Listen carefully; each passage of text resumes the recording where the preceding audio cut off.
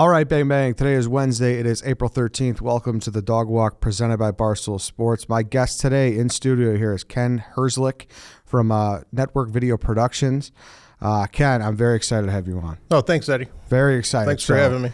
So here's what I'm going to say to kick it off, and you correct me if I'm wrong, if you like this term or not.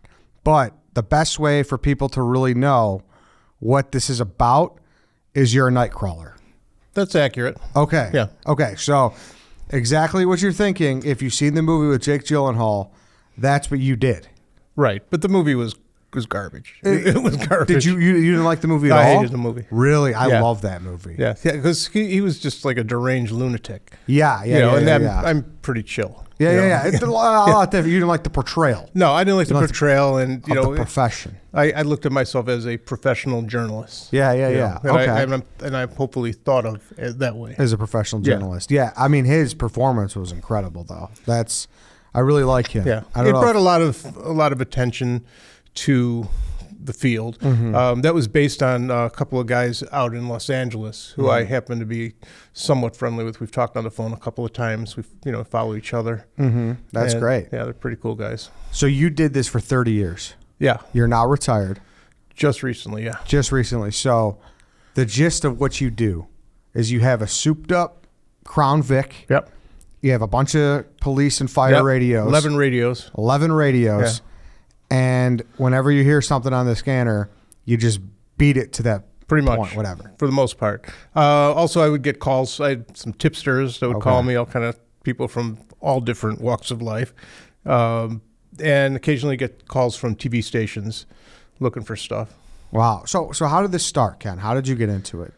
I started out as a still photographer. Mm-hmm. My background is in still photography. Right when I got out of high school, I started as an assistant in a large photo studio doing a lot of catalog work. In those days, we had service merchandise and those kind of catalogs. I don't know if any of you guys remember any of that stuff. Yeah. But those types of catalogs and a lot of stuff for Sears. And then I started working for another company. And I was assisting and shooting and learning all the stuff about. We were doing fashion, and I shot the Barbie dolls for the Christmas catalog for 7 years. It's just all kind of different stuff. Anything you think. We went on location all over the United States shooting stuff, and it was fun. It was a cool job too. But something wasn't right with Sears at the time, and I knew that eventually they were losing money like crazy. And they missed an opportunity. Sears actually could have been the beginning of the internet. They should have been the Amazon of the internet, but they missed it because they had a bunch of morons working there. Yeah. I mean, complete idiots. So I knew I needed something else, and I was always interested in going into news. But in those days, you needed to be in the union. There were 2- and 3-man crews. They didn't even have the camcorder wasn't even invented when I was in high school. It was a 2-piece unit. There was one guy that carried the recorder, one guy that had the camera. So breaking into it was difficult. I didn't really want to go to the college route. That wasn't my thing. So anyway, went into the still photography, did that. And then just by chance, we ran into at a party a friend of my wife's from high school and her husband. And they both worked at NBC Channel 5 in Chicago. One of them was a producer. And had conversation, one thing led to another. And I was always a little bit of a radio geek, listening to scanners. I had a scanner since I was like 13, one of the first portable scanners where you can listen to police and fire stuff. And he said, if you go out and shoot this stuff, we can buy it from you. So on the weekends, for a while, I started doing that. I went and got a kind of a high-end prosumer camera and started doing it and got very, very lucky quick and started selling tape. And it's like, you know what? Let me give this a go. Took out a second mortgage on my apartment through another friend of ours, just by chance, who happened to be, in of all businesses, the used professional broadcast equipment business. I mean, what are the chances of this happening, right? Yeah. I mean, there were only like a couple of guys in that business in the whole United States, and one of them was a friend of ours. He hooked me up, got a great camera, I got a deck, I was in business. So you say you got your first break, your first story. What was the first big one that you went to? The first thing that I shot was the day after the we call it the Bulls riots. The first time the Bulls won back in the day, and they went and there was a lot of broken windows on Michigan Avenue and throughout the neighborhood. And I went and I shot that, and I sold some of that stuff. Okay, so that was big. That was early on. The Bulls winning, what, 91 or whatever, and then... It sounds about right. Whatever it is, first or second championship. Yeah. And so that was... So you go and you shoot that, and then you just went right back to NBC? At first I was just selling to NBC, and then it's like, I can sell this other places. So then started to make relationships with some of the other stations, and I was off to the races, basically. And then shit started happening in front of me. One time I was walking, I used to carry my camera with me when I had a smaller camera, and I was walking down Michigan Avenue one day, and they were repairing the Michigan Avenue Bridge, and they had one side of it completely closed off, one part of it, and they had a huge crane on this thing. Well, somebody didn't, the bridges, I don't know if people realize that, are really well balanced, like crazily well balanced, and they put a huge crane at one end of it, and they forgot to lock the bridge. Well, the bridge popped up and sent this crane flying in the air across Wacker Drive, and the big heavy iron ball that's at the end of it that holds the cable straight took out like 2 parked cars and stuff. I was right there when it happened. I was like right across the bridge when it happened. Wow. So I shot that, I got that. So it's just all kind of weird stuff happened in front of me. Do you remember what that initial Bulls video went for? You talking money? Yeah, like what? It was a set price in the day. Okay, it wasn't a lot of money. No, it wasn't. It just was always a set price, because if you had to like set prices on things every time you did something, you go friggin' nuts. Gotcha. It's impossible. So there was no like criminal damage to property, murder. Like there was no. No. There was no difference. No. What, like a couple $100 we talking? No, not even. It wasn't even that much. It was really? like $150. Actually, it must have been $125 in those days. Okay, so $125. It's like, hey, NBC, I got this footage. But you have to understand, this is 30 years ago.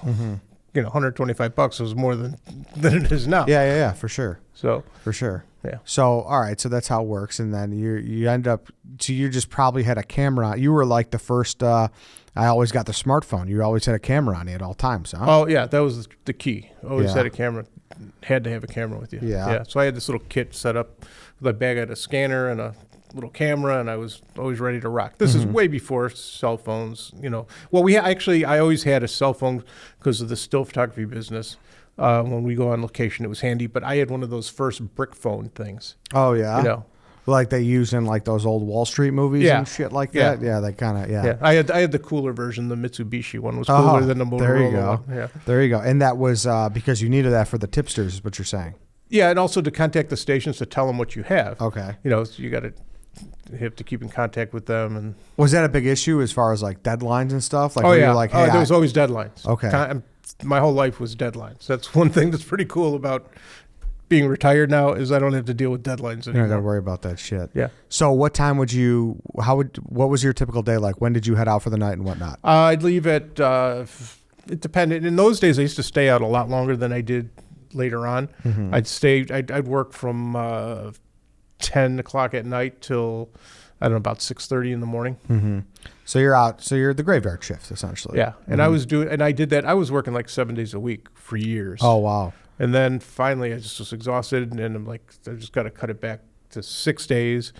And then finally, once I had a company together with some other guys, I was taking 2 days off a week. But you can't really.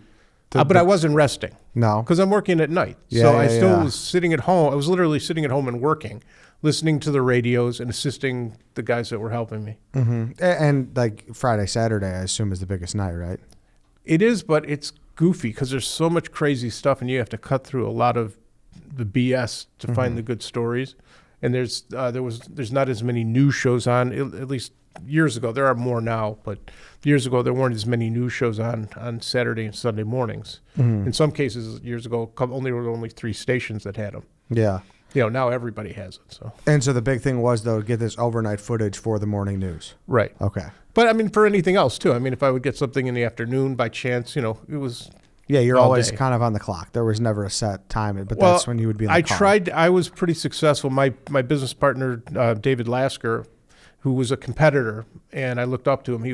He taught me a lot of stuff just by watching his, how he operated, and we became partners, and we killed everybody else. We knocked everybody else out of the business. Is he still doing it? No, he's not doing it anymore. Okay. He stopped way before I did, like 15 years before I did. So how many employees did you have? At one time, we had about seven people. Oh, 7 wow. or 8. So now do you have 7 different cars and you're in different parts of the city? Was it like everybody was patrol? all over the place. Wow. Yeah.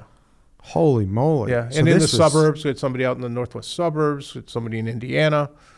So we were our circle was like northwest Indiana, Joliet, Wisconsin border, even over a little bit, a big giant circle.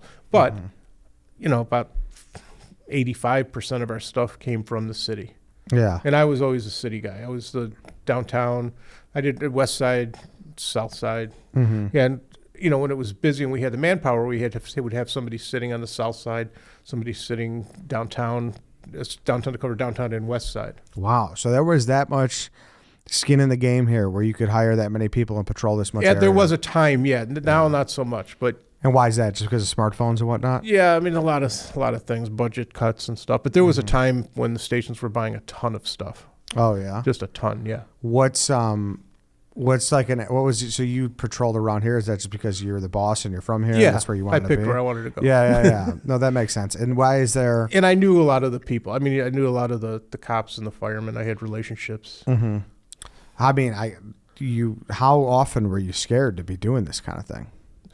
I was always on guard. My head was always on a swivel. I did things, if you would ride with me, I was doing 20 things that I couldn't even really verbalize, to stay safe. Cars always locked, windows are always up. Never stopped for food ever when I worked. Never? Never, no. That's actually a question I had. I I figured did. you had the good 24-hour spots. No, there was nothing. I honest. mean, there was the Rock and Roll McDonald's or a couple of diners. you know. But basically it was not that good. So you were just locked up and the windows were up, you were good to go. Right. And, just when you get at a light, keep space in front of you, all that. So that's a big trick. Yeah, you should always. They say you should always be able to see and the remember, tires. your car is a weapon, and I would hesitate to use it as a weapon. Yeah. And I've driven on sidewalks. Let me tell you, getting out of situations. Oh, really? I have driven on sidewalks. Explain a situation that you've been in where you're driving a sidewalk. Trying to get away from things. Where you're getting blocked in. Yeah. Yeah. By a car, by someone. By whatever. Yeah. Trying to carjack you or something. I've never been attempted to be carjacked, but I've had just weird situations. When I was in the projects, you guys don't see the projects now, but You're talking like Cabrini Green? Cabrini Green. Actually, Cabrini Green was bad. I mean, I have hours and hours and hours of footage of crazy, horrible things that went on in Cabrini Green. But the South Side, the people understand you couldn't even count all the buildings. They went from 22nd Street all the way down south. And you're talking off high of the rise. Ryan, all high rise. Yeah, it was crazy. Yeah. And the cops were cool with me. They're like, do what you have to do to stay safe. If you have to do some stupid driving, whatever. Never got a ticket. Never. Not one ticket. How about that? Never had a ticket. Never got arrested. Seems like you've had some good fortune as well. Like that's. Yeah. Well, it's also how the cops always appreciated the way that I acted at a scene. Yeah. What was that? You just kind of stayed out of their way. You kind of kept some distance. Yeah, I mean, be respectful, and after I had to build up trust. After they see you for the 40th time at a scene, they start to see that maybe he's not that bad of a guy. Yeah. Even though he is a journalist. Yeah. And sometimes they start to talk to you. Not all of them, but some guys I've had nice relationships with, and running conversations. I knew about their families, where their vacation place was in Wisconsin, and all kind of stuff. How often did you beat them to a scene? Well, that's an interesting question, because that would happen occasionally, and that is something that I always did not like. The worst is pulling up on a fire before the fire department gets there, and you're standing there with the camera, shooting this thing, and you're getting the roll up of the fire department, and they're looking at you like, what are you doing here? Yeah. And that why was that? Just because it was awkward? Or Yeah, it was because- totally yeah. awkward. I mean, you don't want to be I don't want to be there, the first one, but it happened. Yeah. I mean, I've called in numerous fires over the years that I just, I'm driving around at night and, I see something and I'm kind of like a cop, sort of, my eyes and ears. Yeah.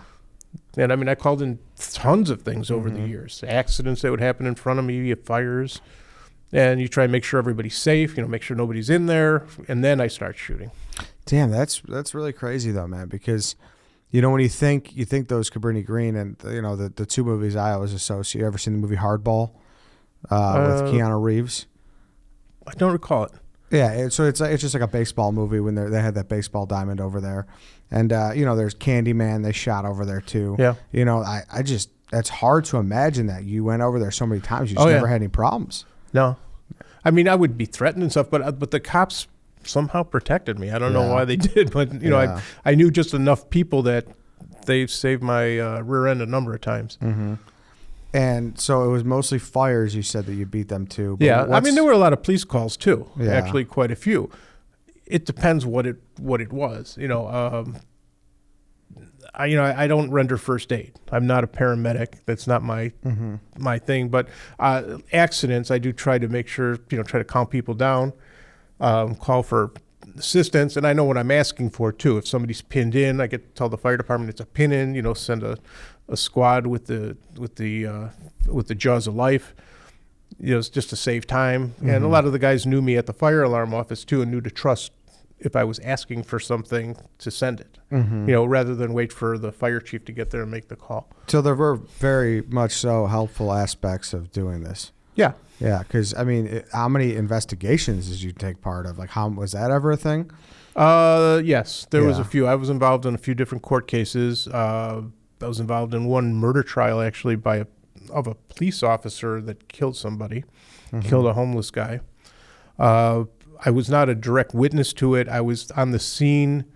I was literally sitting around the corner from where it happened. So I was first on the scene, and my video established the crime scene, which was important. This guy was a window washer. This homeless guy. He had a bucket and he would try and wash people's windows, for money.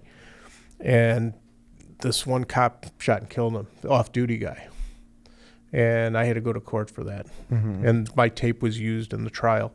But the most rewarding one was an arson fire that was on the near southwest side. And there were, I can't remember if it was 3 kids or 2. I was going to look it up before I got here, but I forgot to do it. Anyway, there were some kids in this house, and this guy was setting fires in the neighborhood. And this house was fully involved. It was a frame house, super hot fire. And I saw some of the most heroic stuff I ever saw in my life of the firemen trying to get these kids out of this house. The debris was falling down on them, burning debris, just tremendous heat. And anyway, they pulled these kids out. The kids literally were steaming when they pulled them out of this place. They were doing CPR on them on the front of the fire engine.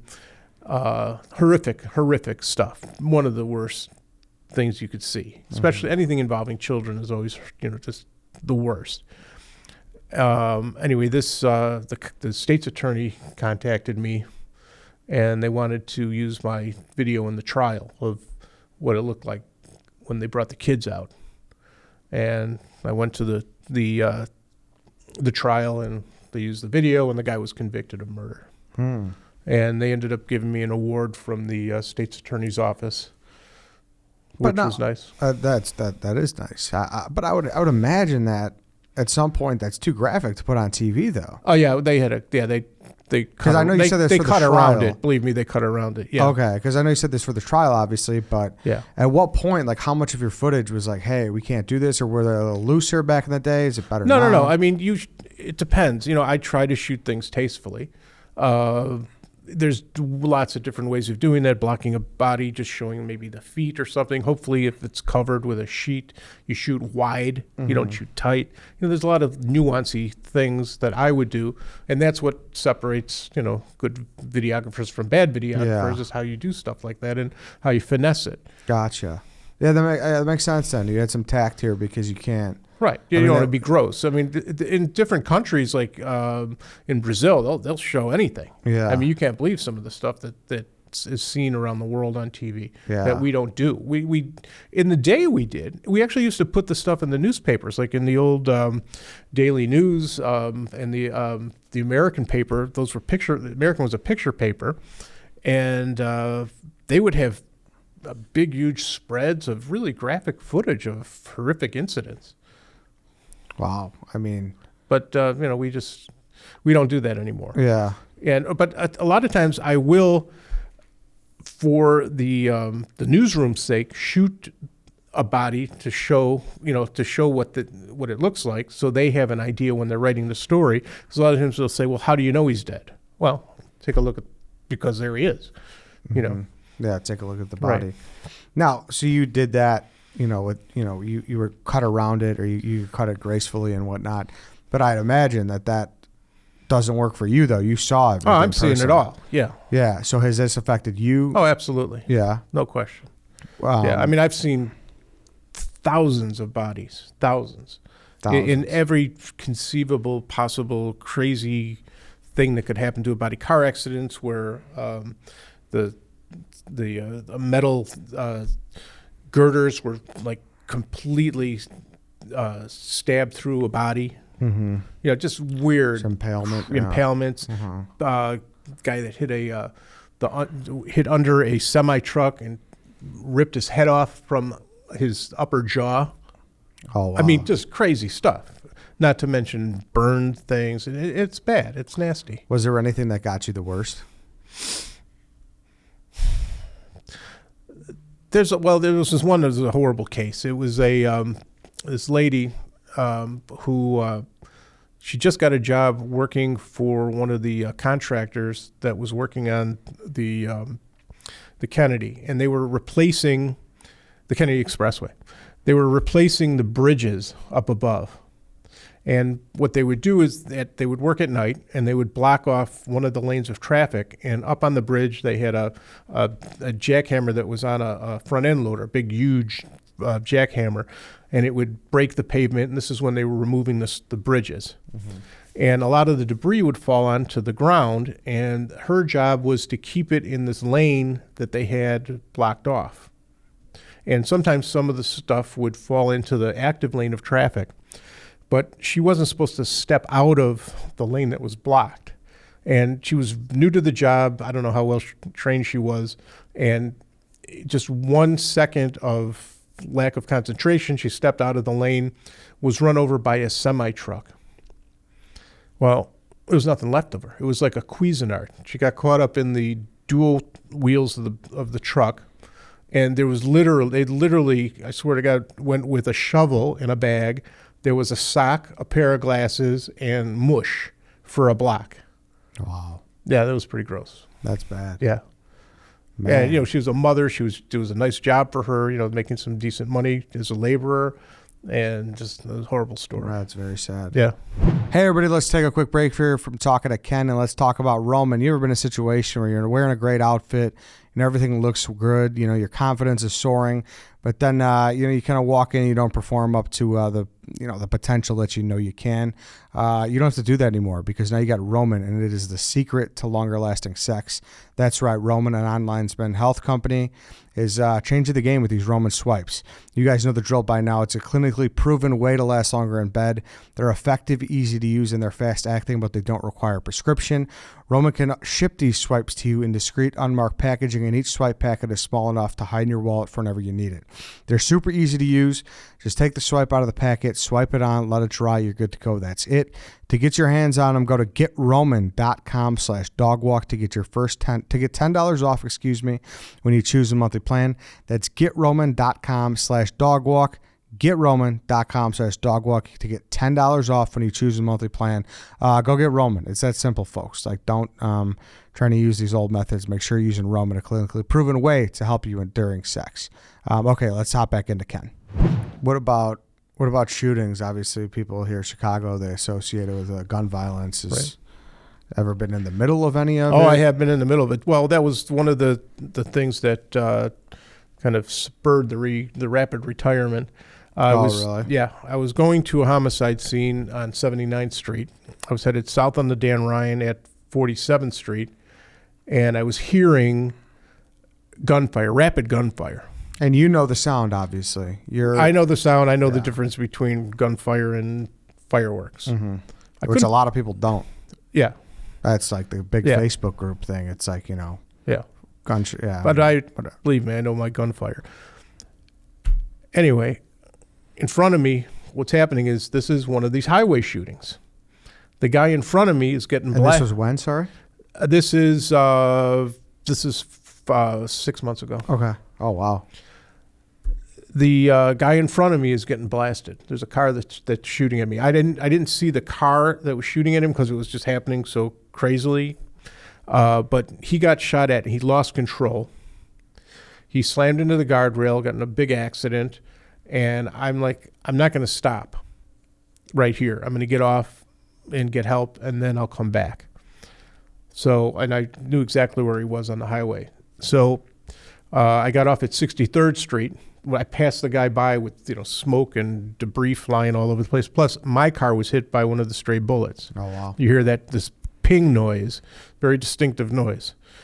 I'm checking myself, making sure I'm not shot. My car seems to be functioning okay. So I got off at 63rd Street. When I got to the top of the ramp, fortunately, one of the IDOT Minutemen was sitting there, and he knew who I was. And I told him what happened, called the state police, fire department, all that. Went back to the scene, and at the end of it, this guy was shot and his girlfriend in the car, they were shot. Both alive, fortunately. Wow, and that was... It scared the hell out of me. Mm-hmm. It really did. That was your first time? Or No, I've been involved in shootings before. There was another time, this was years ago, and I was at, I think it was 60... It was in the 60s or the 73rd Street. I was at a shooting. There were 4 people that were shot on the porch of a house. Big scene, lots of cops, tons of cops. I'm literally standing with, I'm not exaggerating, I'm standing with 20 cops, some of them with long guns, with their ARs. You think you're safe, right? Mm-hmm. They pull the last person off of the porch to put him in an ambulance. I'm getting all this stuff.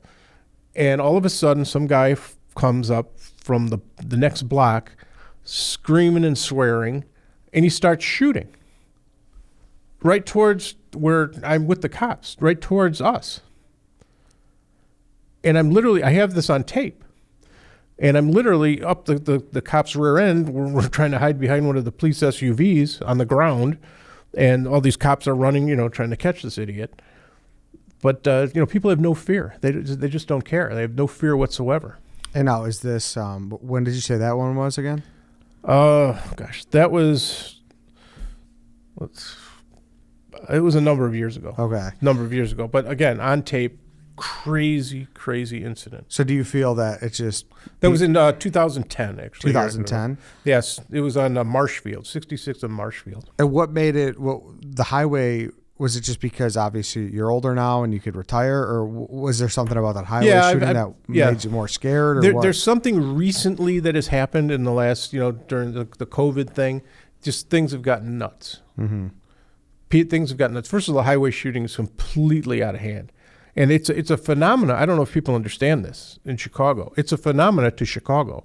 If you talk to the state police, when they've talked to their other state police partners, around the country, they don't know what the hell they're talking about. What do you mean highway shootings? Mm-hmm. Occasionally maybe you have 1 or 2 a year, just some road rage thing. Yeah. But this is nuts. So this is, to the best of my understanding, and you correct me if I'm wrong, it's a targeted attack.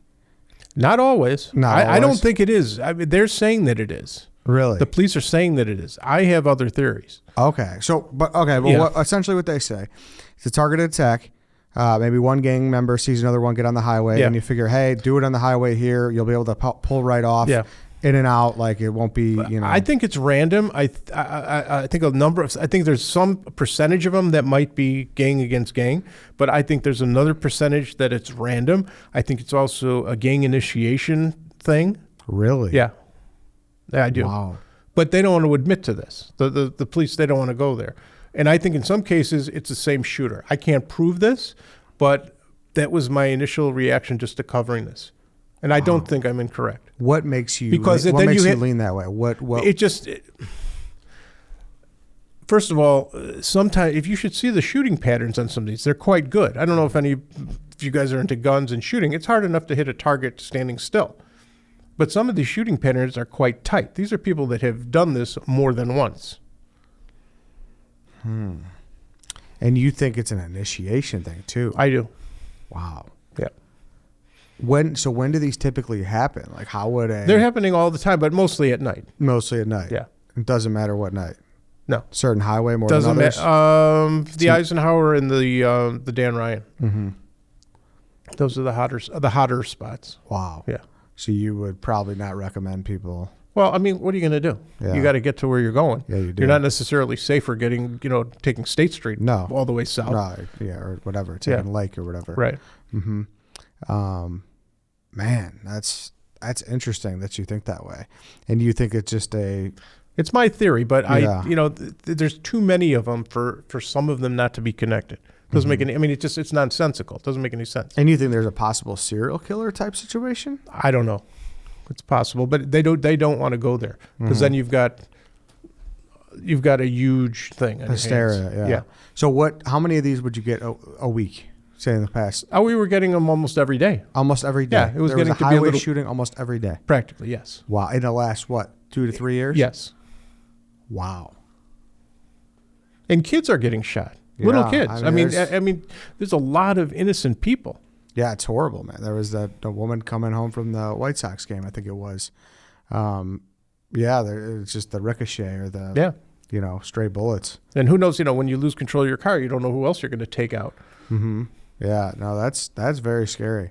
It's crazy. I could imagine. And what was your move in that situation? You just kind of. I'm holding on. I'm trying to stay calm. I know how to stay calm in situations. You have to. You just totally have to breathe, concentrate, try not to run in. I'm trying not to run into this guy because I don't know where the hell he's going with his accident. Try not to hit debris, trying to keep the car safe and just get up like a highway and try and get some help for him. That's all I could do. If you had to, I guess, pinpoint one intersection or anywhere in town where it made you feel the most uneasy, where would it be? Oh, there's definitely a few. Yeah. 79th and Cottage Grove. Okay, what's at 79th? I don't know, but everything happens at 79th and Cottage Grove. Yeah. It just does.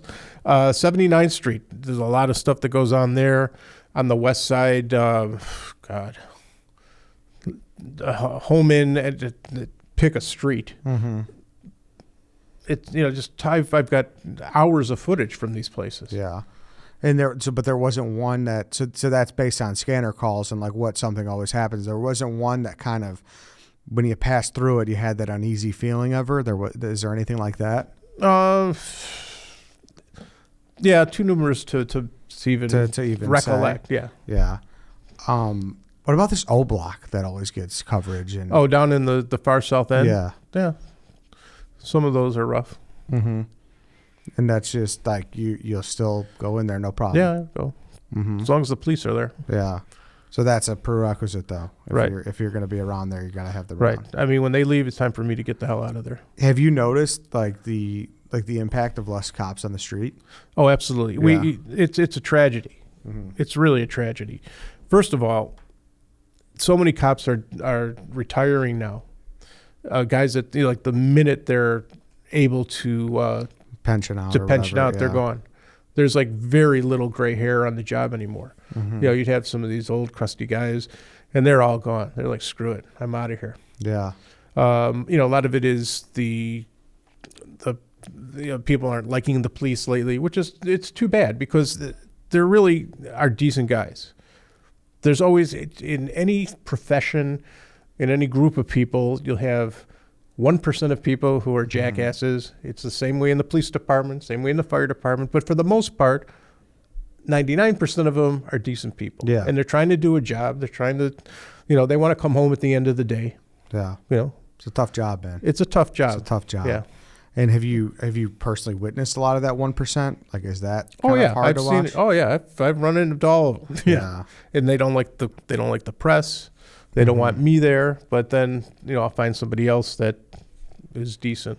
Hey, let's take another pause here because I want to talk about Innovative Care. Innovative Care, there's clinics all over the city. I know we're sitting here talking about Ken driving around Chicago. Go to their website, check them out at innovativeadd.com to sign up, because really what they're here for, what I want to talk to you about today, they're here for many things. I've gotten many COVID tests from them. There was always done kindly, compassionate, and promptly. They did a really nice job moving people in and out of there. But today I want to talk to you about the ADHD medication.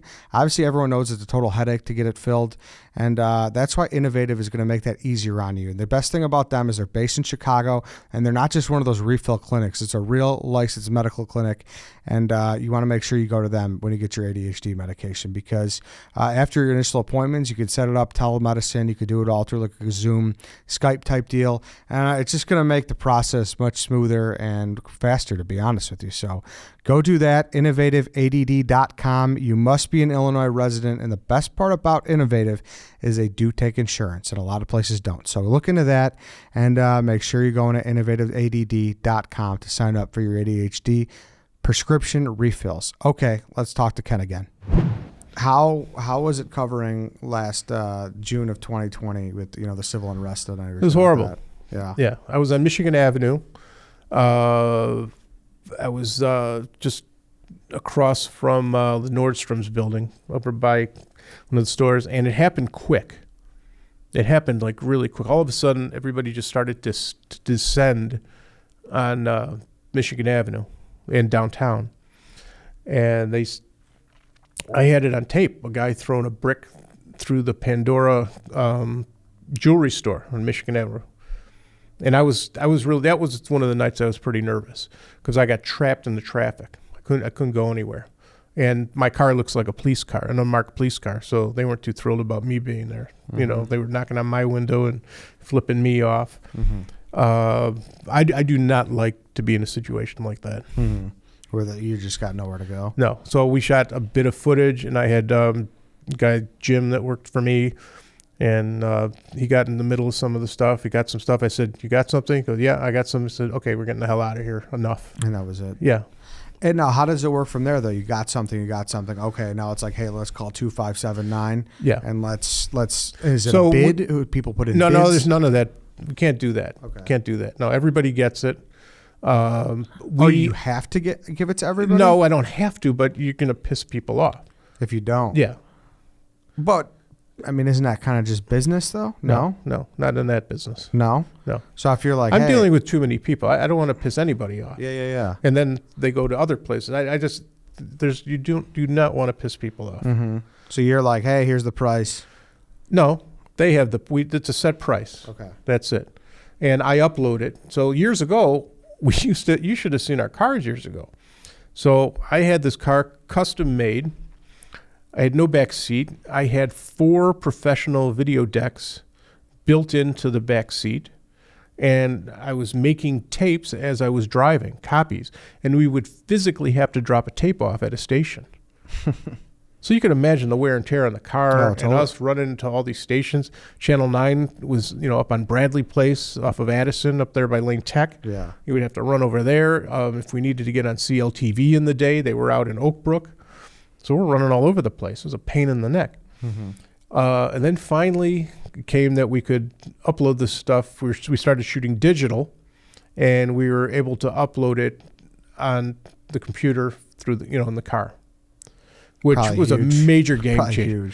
Major game changer. And there was all kind of like chess games we used to play against our competition to get the tapes in first, and who got what. I mean, it was a whole different way of thinking to just upload the stuff, and then everybody gets it all at once. Oh, okay. And then we were able to physically do more stories too. Mm-hmm. It was very cool. I wish I had that technology back in the day. I would have retired 10 years ago. Yeah, no. What do you mean? You said this competition. How many people are doing this? There's another company that does it. Yeah. And they're good. They have a lot of guys. And they're still going? Yeah, they're going. Okay. Yeah. And now is yours still going, or you're just done? My company's still there. It's not as big, smaller, but they're still working. Did that bother you a little bit to lose a little bit of? Yeah, because I'm very competitive. Very very competitive. The king of the castle.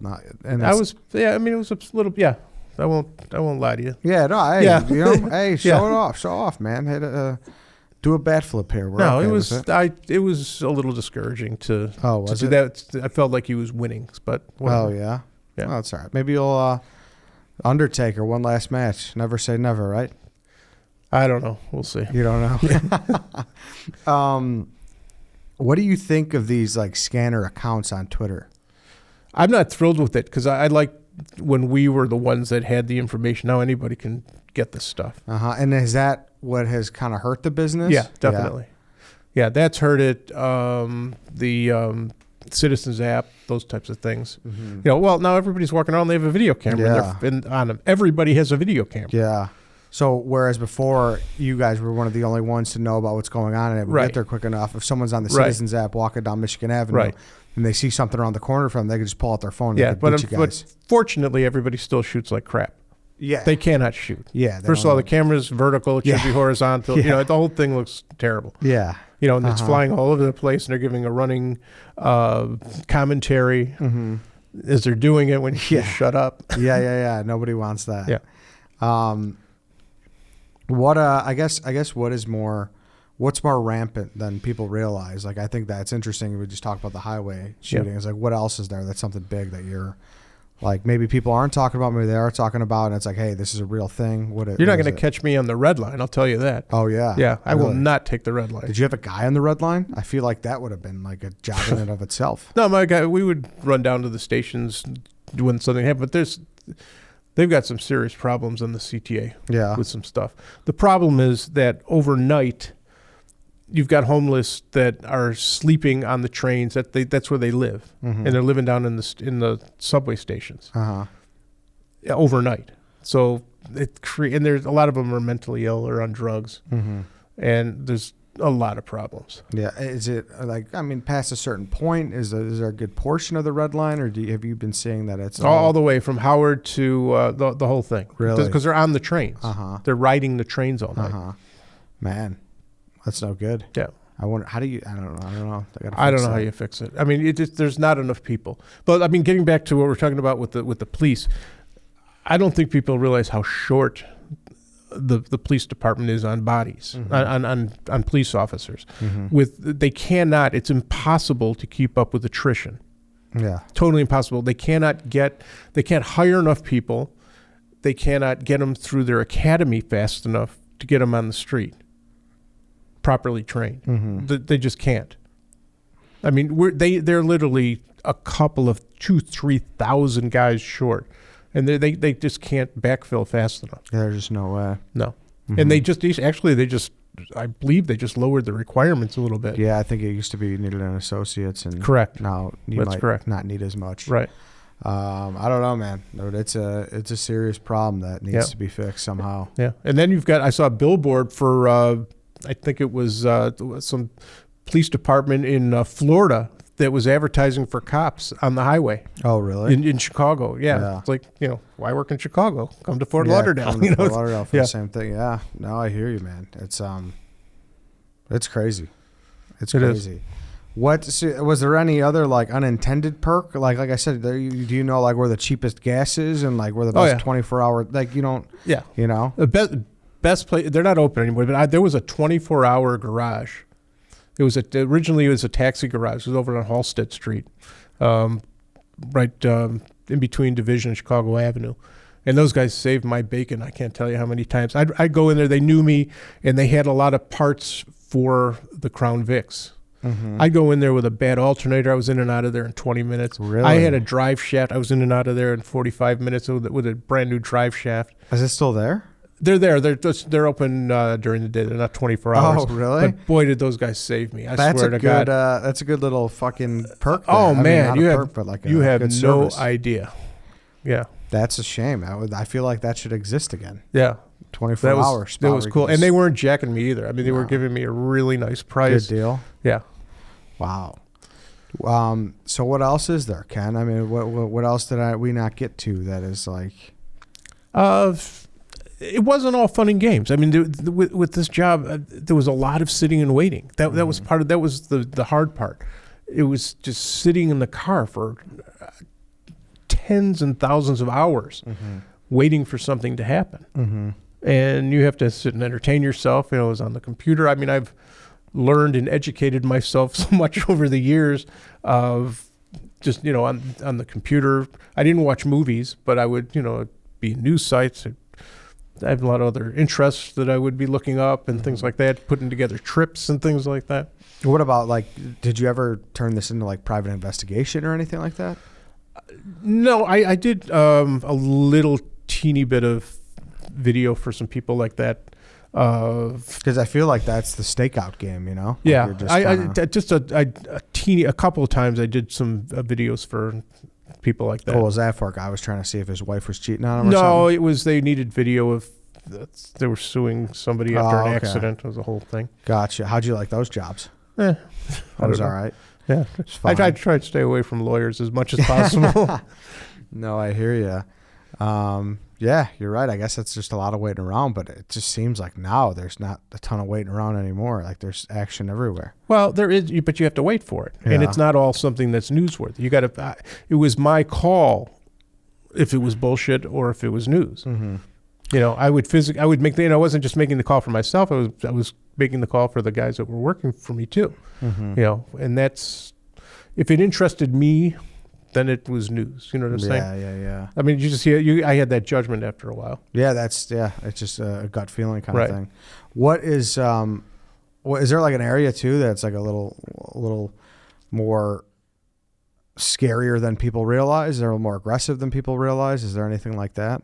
Like a suburb or something that's like, well, there's some suburbs that have a problem. I mean, what happened was after they closed all the high-rise public housing, a lot of these folks ended up out in the burbs, and some of the suburbs started to have problems that they never dreamed of. Yeah, no, for sure. I feel like do you like show people these videos? Can we have a video night, Ken? I feel like this is like this should be, you know, because this stuff's so interesting to me. I have a scanner. Oh, do you? Yeah, I do. And you know, one of the other thing that's coming up, and this was another reason that I retired, was the Chicago Police Department's going to encrypt their radios. Oh, really? Yeah, which is really going to suck. Now, but that's the age-old question, though. Is that better? Like, I feel like, you know, maybe burglaries, they are looking at these things to know when the calls are coming in. Yeah. That's been a common complaint or a common. Yeah, it is. It's a tough question, but me being a journalist, and I feel that we have a need to know these things because supposedly, I'm not sure. Supposedly, I read something that they might be allowing couple of these feeding services access to just the police zones in Chicago. But it's still a hassle to listen to it on a computer as opposed to a scanner. Yeah. It's just the way it's put together. Yeah. So I don't know. We'll see what happens. But a lot of the suburbs have already, they're all moved to encryption. How do you get around that? It's tough. Yeah. Yeah. You try and pick some of the fire stuff isn't encrypted, so you try and pick it up on there, but it doesn't always work out. So what's this? You said tipsters too. What's this tipster thing? Like, so you just got guys all over? Oh the no, place? I mean just random people that I've met and call me. You know, some can't go named. You know. Yeah. I mean, it would blow your mind if I told you who some of. I would off the radio. I might give you a little idea, but yeah, it would blow your mind. Oh, I mean, I could only imagine. Like, you're not gonna say, but I guarantee you, and don't say yes or no, obviously, because you can't. But I guarantee you, there's some politician shit going on. Yeah. There's some shady shit going on, I bet you. Yeah, there's a lot of weird stuff. We're in Chicago. Yeah, dude. Wow. So is it like, it's not like fucking payphone shit like, hey, Ken, like, look I've had that. You have had that? Yeah, I had that. What's the weirdest thing you've had like that? Okay, the weirdest thing is the Megs Field thing. So how old are you? I am 31. Okay, do you remember Megs Field? All I know is that it was an airport by. Okay, it was a cool airport. Drive, yeah. When if you were a kid, and you went out to the planetarium and you saw that little airport, you would have been jacked up watching the planes land and helicopters. It was pretty cool. Uh-huh. And me being a downtown city kid, I would ride my bike and I'd hang out there. There was a little hot dog stand over there, get a hot dog, watch the planes land, stuff. It was pretty cool. And a lot of, it was a destination place for a lot of places. It was a very cool airport, gorgeous airport, to land a private plane in. You'd land on this runway with the beautiful skyline right in front of you. I mean, gorgeous stuff. Like Michigan border, yeah. Plus, it was used for bringing in patients for Northwestern Hospital. People that were being, shipped there from other places, emergency stuff, because they didn't have a helipad for Northwestern, so they would use that and then bring them in by ambulance and all kinds of other stuff. There was a flight that would go every day to Springfield out of there, and the Chicago Fire Department's Air Sea Rescue was out of there. Anyway, I get this tip. This is right after 9/11, and everybody was batshit crazy after 9/11. Let's just put it bluntly. Mm-hmm. Everybody was a little nuts, because they're waiting for something else to happen. They don't know what's going on. Anyway, Mayor Daley had some bug up his rear end about Megs Field. He lived not terribly far from there. And he had some concept in his brain that Megs Field was a safety hazard or security risk for the city. He thought somebody was going to go there, load up a small plane with bombs and fly him into a building or something in downtown Chicago, which was ridiculous. It was actually an extremely secure small airport compared to other small airports. It was fairly secure with the way that they had it set up. So he took it upon himself to tear down this airport. He did not have permission from the FAA, from anybody. One night, I get a call from somebody, go to Megs Field, look for heavy equipment. You didn't hear it from me. Okay? So I go down there. I'm on the way down there, down Roosevelt Road. I get to about Federal Street. I park, and I see a shitload of semi-trucks behind me with front-end loaders. They've got riding saws. I don't know if you've ever seen these things. It's a cement wet saw that's like 6 foot tall. Mm-hmm. The guy rides on the thing. Okay. They've got lighting trucks. They've got all this stuff, tons of this stuff, one after the other. And I see where they're going. They go out to Waldron Drive. I follow them out to Megs Field, and blocking the street is the first deputy superintendent of police, who is at night the highest ranking police official. Okay? It's not in his job description to block streets. He never blocks a street. He didn't know me by name. I knew his face. He knew my face. And he kind of looked at me and gave me a grin like, oh, you're really onto something today. And said, you can't be here and you got to go. I'm like, all right, great. And I didn't get a shot off there. I think I got one shot off over there. And I'm like, I got to get a shot at what the hell they're doing here. And I still don't really realize what's going on. Yeah. So I went around. There's a ramp that goes from Lakeshore Drive to the Stevenson when you come north from south. So I put my car up on this ramp. I risked my life to get this shot. It was technically a stupid move, but I got what I needed. Pulled the car up on the ramp. I could see the airport from there because it's an elevated position. So I put the camera in front of the car, started shooting, and they are ripping the crap out of Megs Field. They are cutting X's into all the runways and just tearing it up. And I start calling around to the TV stations, and nobody's believing me. They're just not believing me. Except for one station who got a call, guy over at Fox, and he got a call from the guys at the fire station because they woke at the Air Sea guys, Air Sea Rescue guys. They woke them out and told them to pack their stuff and get the hell out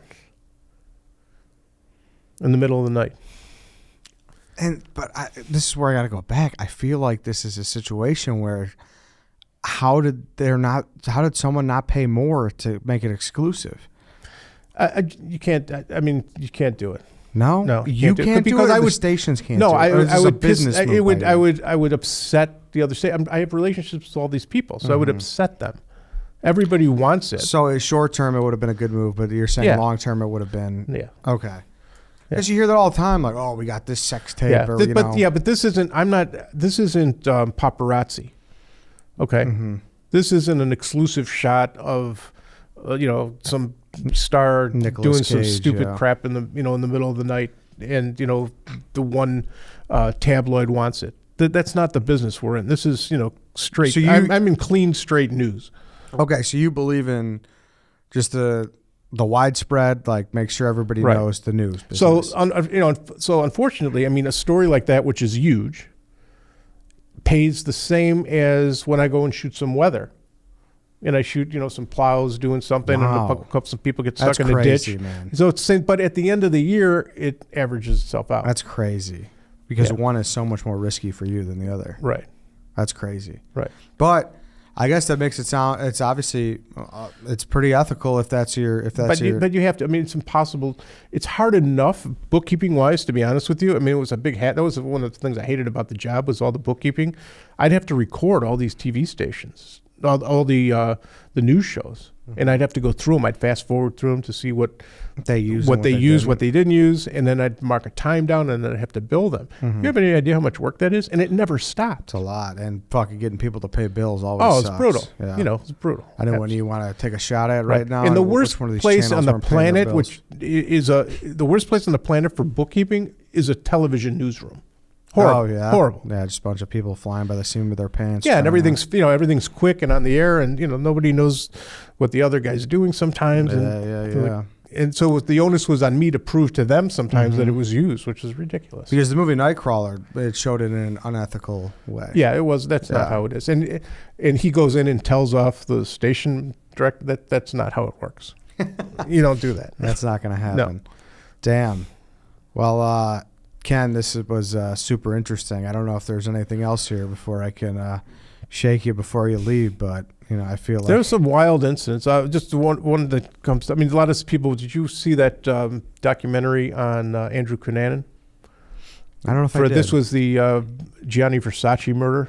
Okay. You know what I'm talking about? I'm familiar. I don't know. Okay. I know more about. I just saw the Gucci movie, so I know more about that one. Okay. Well, the Gianni Versace thing. Andrew Cunanan is this guy that killed. It turns out that he killed 2 people in Minnesota. Then he drove to Chicago, and he killed Mr. Miglin, Lee Miglin, who was a well-to-do guy in real estate, philanthropist. And nobody knew who killed. They didn't know. This wasn't connected yet. This was a huge story. Anyway, this Mr. Miglin was murdered, and like for a week, everybody's going crazy. It's a big story. Nobody knew why or who killed him.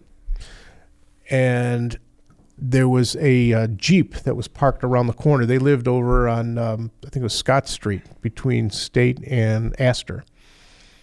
And there was a Jeep right around the corner from their place, parked illegally, red Jeep, and it had 4 or 5 tickets on it.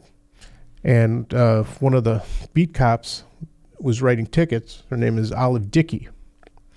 And she took it upon herself. This is a long, when they were just getting the computers and the police cars. That's how long ago this was. Anyway, she took it upon herself to run the plate in the computer. And when she did that, it came back wanted for a double homicide in Minnesota. Well, all hell broke loose. And I had an exclusive on that story. I'm the first journalist in Chicago that tied it together with that. It was a major story. And then it became even bigger because after he killed Miglin, he stole Miglin's Lexus, and he drove it to New York, I think in New York or New Jersey, and he killed the caretaker of a cemetery and stole his pickup truck. And then he drove to Miami, and he was stalking Gianni Versace, and ultimately killed Gianni Versace. So then it became a worldwide story. Oh, wow. So I had a piece of it. Yeah. Mm-hmm. Wow. That was pretty exciting stuff. Yeah, that's crazy, man.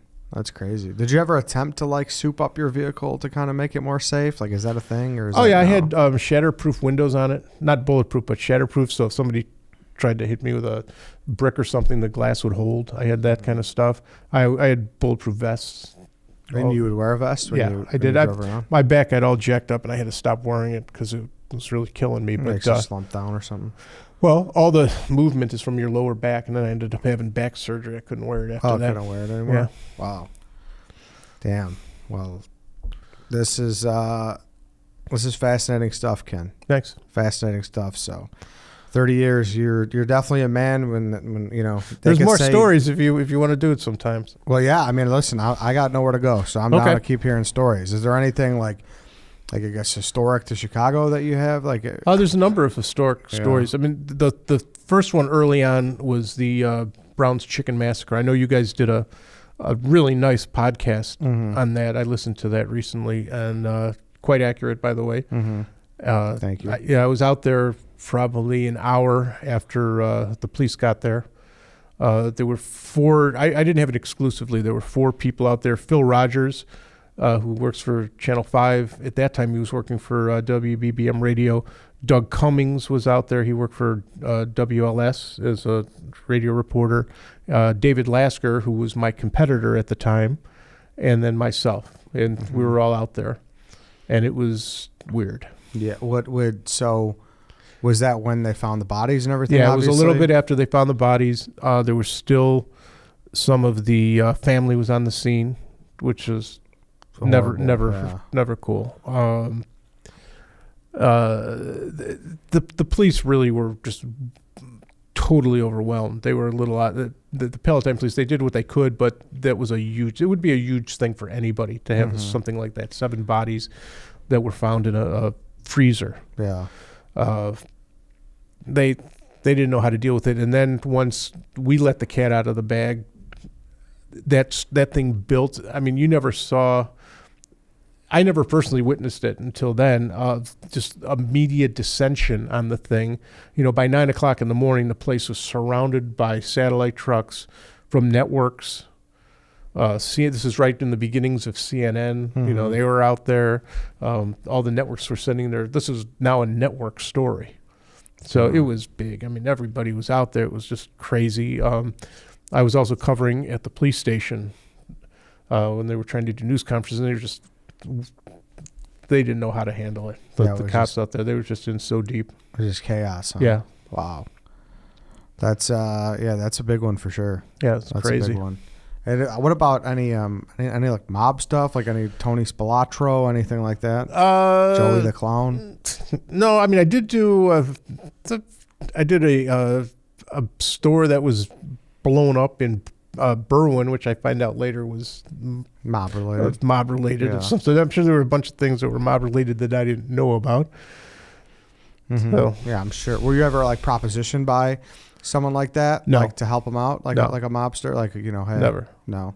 I would stay far away from that. Yeah, I'm surprised that didn't happen though. Yeah. What about proposition in another way? Like I'm sure like the Hooker Alley or something like that. No, not proposition, but I was involved with. I was invited along on a number of reverse stings, which were quite entertaining. Wow! What did you do with that? Reverse sting. They were having a terrible problem with prostitutes on North Avenue. So there were 2 different pockets on the west side of the Kennedy. They were having a lot of problems with the prostitutes over there, and this is after the neighborhood was gentrified. People are paying $500,000 or $700,000 for a townhouse over there in the day, and they've got prostitutes that are doing tricks in the alley. So what the police would do is they would go in there, and they would arrest the prostitutes, and they would put in attractive female cops in their place and do a reverse sting. And, cars would pull up and the policewoman would lean in, and if the guy would offer money for sex, then she would make a hand signal or something, and the police car was sitting 2 blocks away or a block away, and they'd go in and they'd grab the guy and take his car and stuff. Yeah, and you would get all kind of people. It was really bizarre. Just a whole range of people, individuals that were doing this. No, how were you involved? What did they? I was in the police car with them, filming. Oh, really? Yeah, it was pretty cool. Oh, wow. Yeah, that's like that was very cool. Straight up access. Oh yeah, I've got in really good with a bunch of different tactical teams and stuff. And Wow. they invited me along for that. It was very cool. Wow. And then what else? What else is there that is that's? Well, we did it over there, and then there was problems also off of like around Kingsbury and North Avenue. It was a big spot in the day. They'd hang out over there, and they eventually cleaned it up. Mm-hmm. How about Chicago news stories in general? Then I guess, is there any more of those?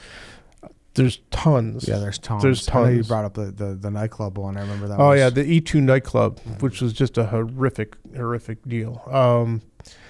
I was sitting with Brad Bartley, who worked for me. We're sitting together chatting about, I think we were sitting about Wells and Harrison Street, and the E2 nightclub was about 2300 south on Michigan Avenue.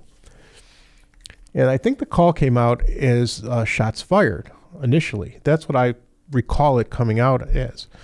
And there were previous issues at this club where there was shootings and things that went on there. So Brad and I both went there. He took it from one angle, and I came around the other angle. So, we wouldn't miss something. He covered the north part. I had the south part. And we get there, and it's pandemonium. I don't quite understand what's going on here yet. And slowly you're starting to figure out that I guess what ultimately happened was there was this is a 2-story place. There's a restaurant on the first floor and a club on the second floor. And up at the club, there's one stairway that goes up there. Just one in the front of the building. And I guess there was a fight on the dance floor, and one of the bouncers sprayed pepper spray or mace. And there was a stampede of people trying to get out of there. They were having trouble breathing, and they just loaded up the stairway with people, and the doors at the bottom of the stairway didn't open right. And all these people got caught up and jammed in like cordwood. And there was a surge, and then there was a surge, and people were falling down the stairs with all this weight on the people on the bottom. And ultimately, I think 22 people died there or something. 21 people died there.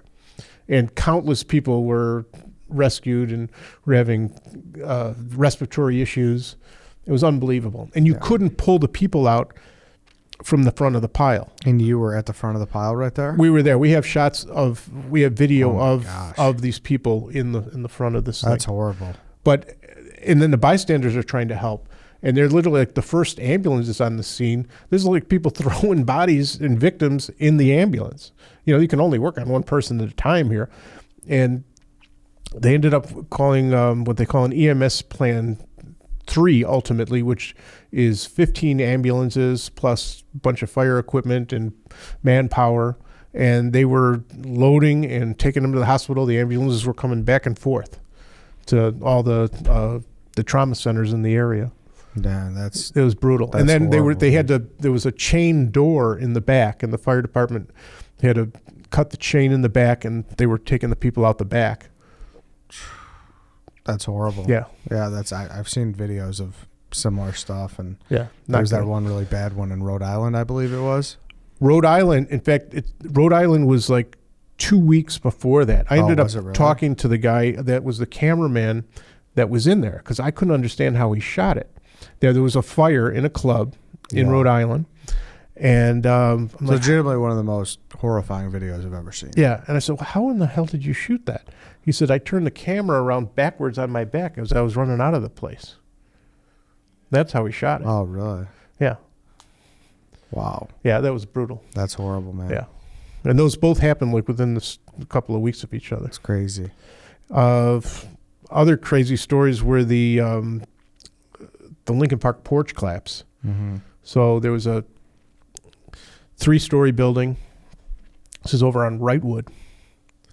And there was a big party there. A lot of college-age kids, some slightly older than college age. And there's a back porch on the place. And they had a keg out on the back porch like you would normally do. Mm-hmm. And it's a lot of people out there, and they were playing music and bouncing and whatever. Anyway, this porch was not constructed very well. It wasn't tacked onto the building properly.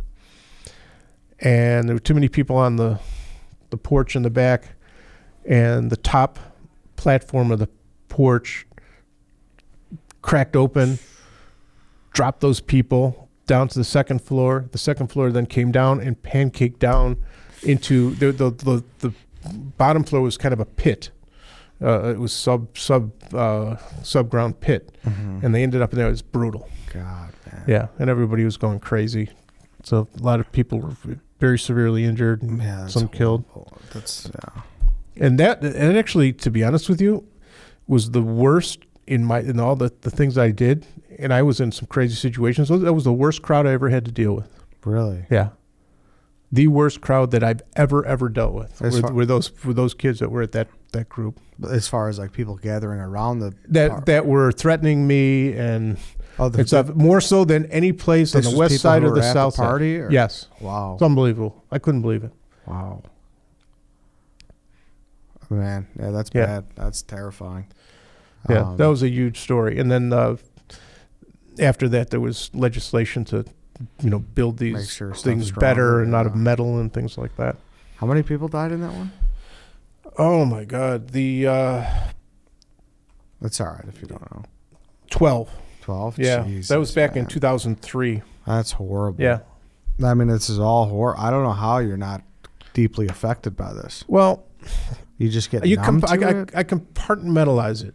I just I tried it. I came here with some notes because honestly, I try and put a lot of it out of my head. Mm-hmm. I just do. It's the only way. It's the only way to deal with it. Yeah, I'd imagine. Yeah, and I don't, believe it or not, I don't drink and I don't smoke. Mm-hmm. So if I drank, there wouldn't be enough alcohol. Trust me. Yeah. No, I hear you. Well, wow. Well, Ken, thank you for coming in.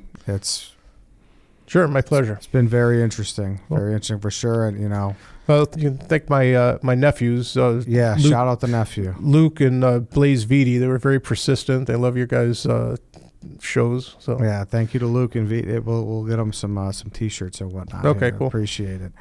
And if you, like I said, if you're ever doing one more match, I'd love to hop in the car with you and see what's going on. All right. That'd be interesting.